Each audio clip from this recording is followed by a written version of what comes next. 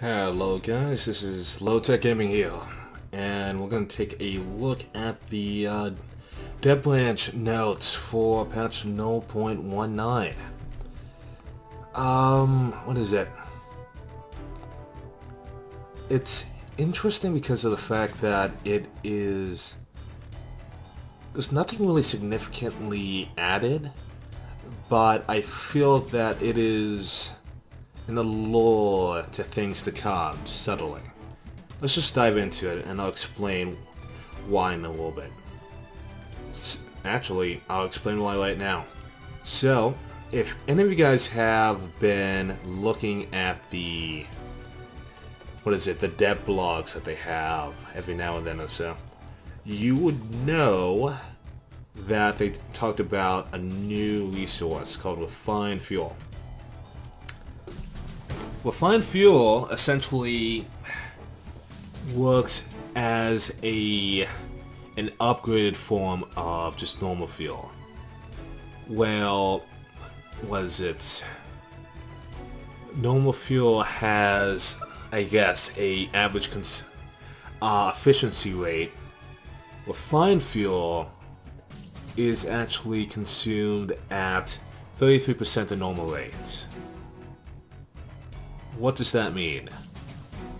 That means, in effect, refined fuel is... what is it? Three times better, essentially. So for every fuel you have, regular fuel, you would need 3 of them to equal the amount of distance you could cover with refined fuel. Now, you're probably thinking, why? Why is this important? Why does this even matter? In the dev blog that I really recommend you check out, it highlighted the fact that heavier vehicles would be introduced into the game that would most likely require this fuel to get anywhere, which is probably an allure to medium tanks, so medium tanks, maybe even heavy tanks, essentially. Because if you've ever driven a tank from your home base to the front line, you'd realize that you would need to refuel multiple times to get there. So you could imagine in a scenario where you would have a medium or heavy tank, the amount of fuel that you would need would,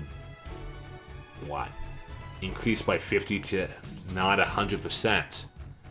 So because of that, any heavier vehicles added to the game would literally need a logistical line of trucks just pumping fuel into it every 1,000 meters or so to get anywhere. But now with refined fuel, you can now probably, with a single tank or a tank of gas, you can get a light tank from the actual home base to the front line in short order, which is really nice.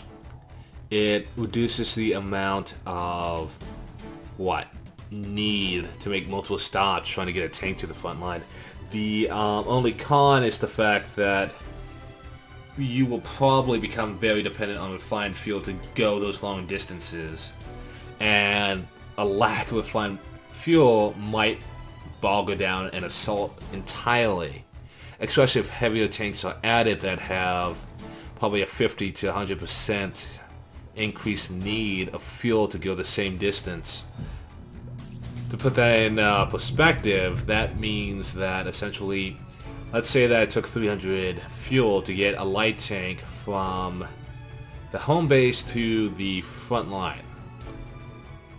If we were to increase that by 100%, so obviously it would be 600 fuel required to do the exact same thing, which is absolutely ludicrous.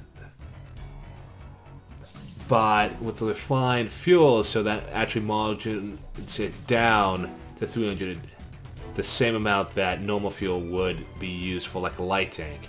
But now we have a situation where if you have a war movement where tanks are constantly moving around.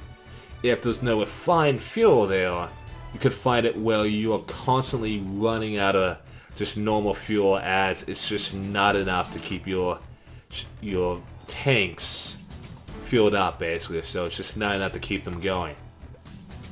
So it's going to be very interesting to see what they bring out for, what, 0.2 or so. That's probably going to come out sometime in December.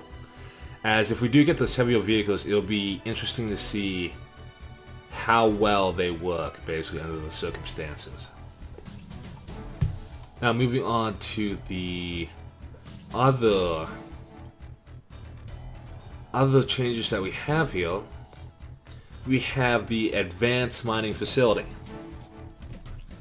Now, what these are they are facilities added to scrap and sulfur mines. And what they allow you to do is they allow for you to increase the amount of scrap and sulfur you can get from a load. I looked at it, and essentially you, because you need refined fuel to even use the higher levels or so, but it gives you double the amount of sulfur or scrap in the same amount of time or so. Basically increasing your overall yield by 100%. Which isn't that bad. Moving on, so they're moving sniper rifles to the conquest tree, so to the main tree. They have also updated the tree as well, so adding, what is it? I guess the overall UI design, so that they've added to everything else, which is kind of cool. I don't know how I feel about sniper rifles, or sniper rifles. They just seem useless in my opinion. I mean, they're useless against the zombies. I guess normal people will be a different story. But I don't... Because they're going to be useless at night. And during the day, with the constant motion of people, positioning is going to be key. I can imagine like getting a high ground vantage point, and then maybe sniping mortar teams would be fairly simple and easy. But I also feel that it's going to be useless in a frontline engagement, as you spend too much time trying to zero in on a single target just for them to move, basically. And probably just end up getting yourself killed. So it'll be very effective at ambushing people, taking out mortar teams, heavy MGs, or so, simply because of their lack of mobility. But everything else, I feel like it's going to be relatively useless, which makes it relatively balanced. I think it would have been better for them to have given it the same, what is it?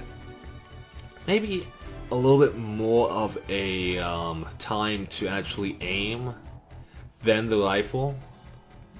Like, just scale that to the distance and then just have it, well, if you are actually aiming with it, it just limits your field of view to little more than exactly what you're pointing at, so you actually have to like scope out to figure out what you're shooting at, I guess, something along those lines. But I don't think it's going to be overpowered, which is good, but I feel like it's going to probably need a buff later on. AT rifles no longer need blueprints to produce. That's cool, but really AT rifles are still, I mean, I feel like they're a little bit more powerful now with the buff that they got last patch, but they are still really a poor man's RPG, I guess. So I don't know. You can climb up ladders faster, which is nice. I can't remember the last time I climbed a ladder in Conquest or so. I climbed a lot of ladders during the zombie mode, but that's really useful because of the fact that you were just climbing like an old lady, basically. Or yeah, you're just basically climbing like some senior citizen when you're trying to climb a ladder or so, and you'd most likely end up just getting yourself killed trying to do it, so that's actually a plus, I have to say.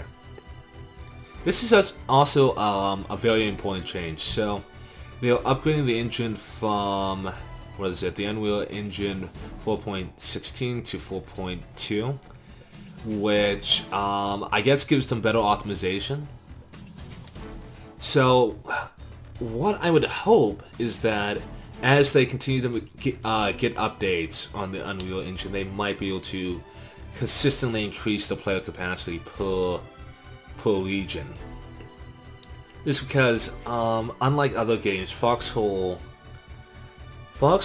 is best when it has huge amounts of players.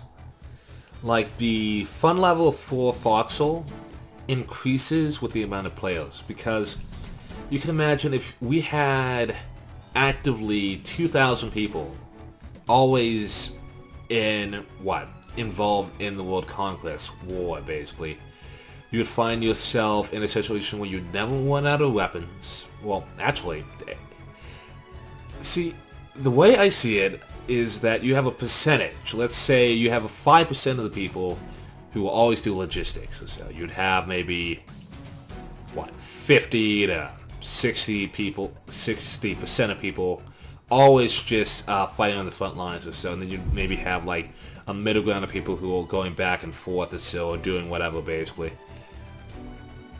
I feel like the logistical side can hold, but the numbers go down so much to the point where it's non-existent sometimes. But if we have it where we have literally 100 people all doing logistics at the same time, that you can get some really interesting situations in the game where you're constantly seeing trucks come in basically with supplies, where these mines are still constantly being used. You have it where scrap yards are constantly being used. In a sense, you have it where you have this entire community of logistical people just going at it. You have people constantly in the front line, or so you have it where you have a more dynamic front line where people are literally everywhere, to the point where having too many people in one spot is detrimental, to the point where it's not a matter of fact that you can't cover all the other sections of the map. You can, you have enough people to do it, but you make yourself more vulnerable to how to fire and whatnot or so, and you need to have adequate numbers in all the locations to cover everywhere basically. I feel like that would be fun. I would love it if we could get up to maybe... This is probably unreal. This will probably never happen. One can dream. But if we could have a situation where we had 1,000 people per region on the front line at all times or so, completely optimized, I feel like Foxhole would be a perfect game at that point or so, and it would be so much fun to play that. Anywho, so essentially they're updating the engine. I digress a lot, you can tell, but they're upgrading the engine so that they can increase the player count, but they also are making it so it has better optimization as well. I noticed that sometimes on like higher levels, even with higher player levels, even with a direct line to my modem basically, so I still get occasional lag or so. So that would definitely help, especially for people on lower end PCs. They have updated the local chat engine, which is nice. They've apparently added a redesign throw indicator for flags, HEs, that makes it so it is more noticeable if you can clear an obstacle or not, which is kind of cool. What else? Like I talked about, the tech tree screen has been updated. They've also had a new improved tank commando seat animations, as well as heavy machine gun stance animations. I would like to put a clip of the tank commando seat animation, but I don't want to wait 6 hours to get a tank. I'm sorry, it's just way too much for me, so yeah, you're gonna have to look at that for yourself whenever you get tanks or so in the next war or so when the patch comes out. And apparently they've fixed an issue that made it so the minimum stability of a weapon was capped at 50 instead of 0. So apparently the minimum stability of some inaccurate weapons can now go all the way down to 0, making them practically useless unless you stabilize them. But yeah, that is the whole patch notes right here. They are most likely going to add a different list of bug fixes. What is it? I feel like they already fixed the one bug that I cared about the most, which was the fact that if you had a truck and you got sometimes you wouldn't be able to get back into it and it would just pop over your head. That doesn't happen to me anymore. I mean, there's still times where I think the only bug that really matters to me now is the bug where, what is it? Where you will go into a truck, you try to pull something out of like an FOB or a town hall, and it just won't let you. I think that's the last bug that is noticeable to me. Other than that or so, I feel like most of the bugs are really under the wire to the point where they're hardly noticeable if they even exist. So, no, props to the team for like covering all the little bugs and issues or so. But yeah, that is the whole of what's coming out with 0.19, and I just want to see what they're going to do with 0.2 or so, because I really feel like they're probably going to be adding heavier vehicles in that patch. They've said that it's going to be a major patch, so I am really looking forward to seeing what is coming up next. As always, take care, and I will catch you guys next time.